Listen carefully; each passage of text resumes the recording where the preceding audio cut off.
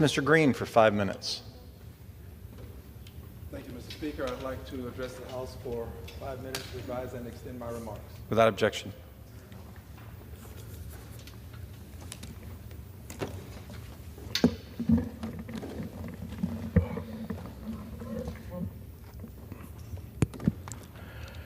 And still I rise, Mr. Speaker. And I rise today, Mr. Speaker, to speak truth to power, as well as speak truth about power. I rise to speak truth about what's happening to the Palestinians in Gaza. I rise to ask, what do you call it when you have a group of people who are being denied food, denied the very essence and necessities of life, when you're destroying their homes, when you're destroying their schools, when you're destroying their churches, their infrastructure? What do you call it when you do this to them as a group? Collective punishment. It is called collective punishment, Mr. Speaker. And what do you call it when you have a group of people who are being pushed around, pushed from one end of Gaza to the other, when they are literally being slaughtered as they are seeking food?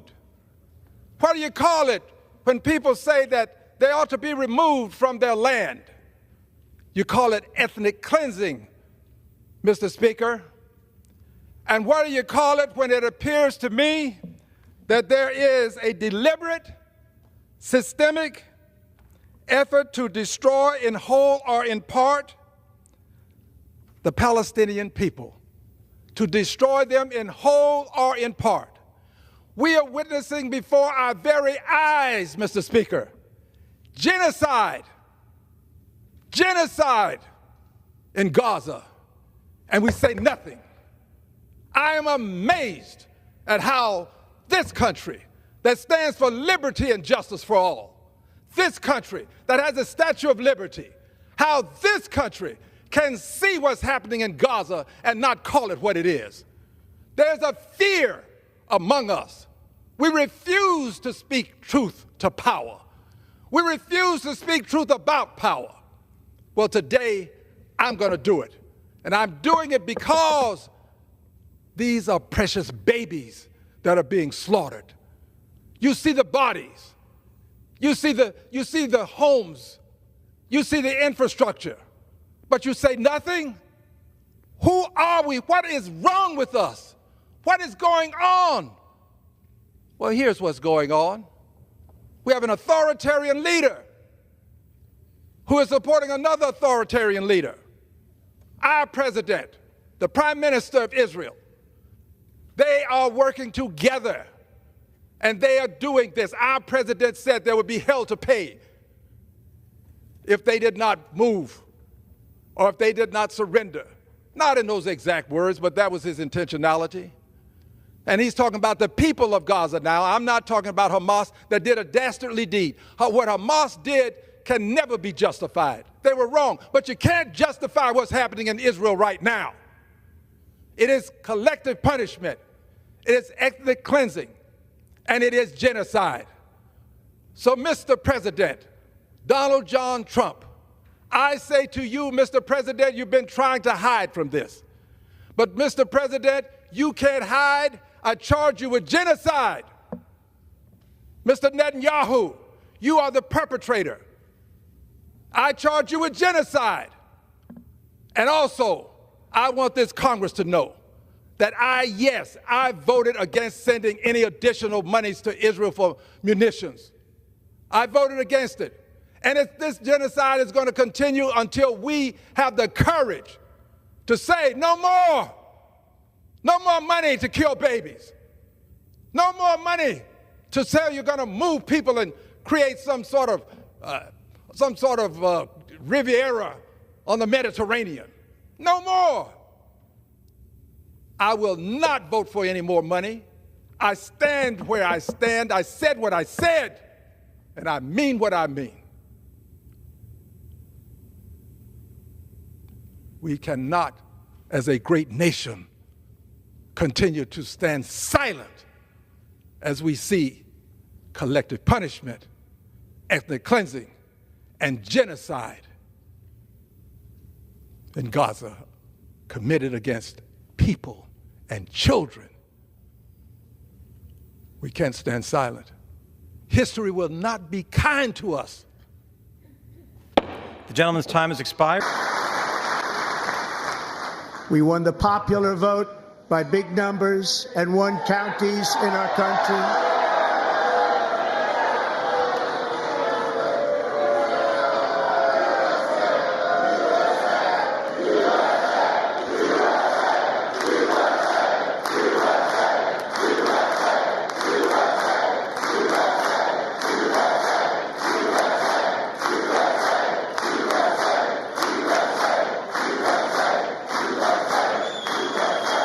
And won counties in our country, 2,700 to 525, on a map that reads almost completely red for Republican.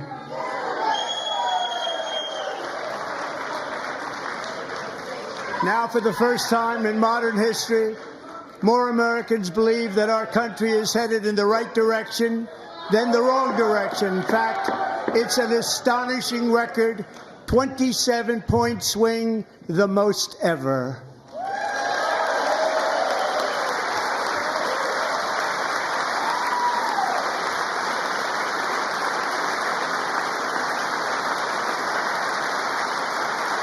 Likewise, small business optimism saw its single largest one-month gain ever recorded, a 41-point jump.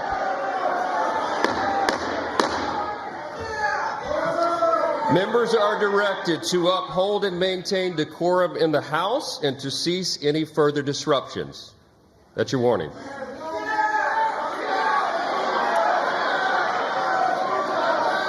Members are engaging in willful and continuing breach of decorum, and the chair is prepared to direct the Sergeant-at-Arms to restore order to the joint session.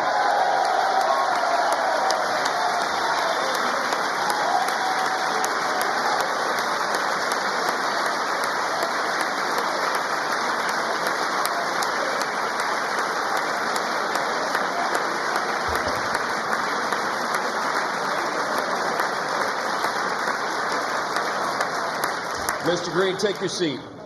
Take your seat, sir. Take your seat.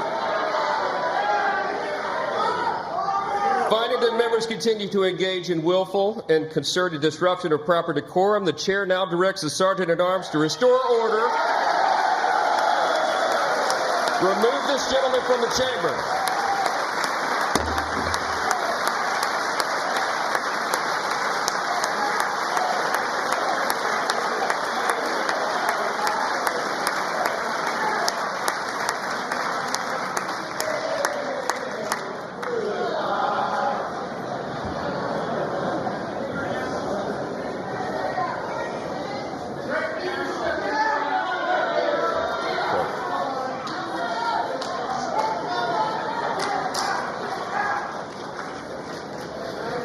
Members are directed to uphold and maintain decorum in the House.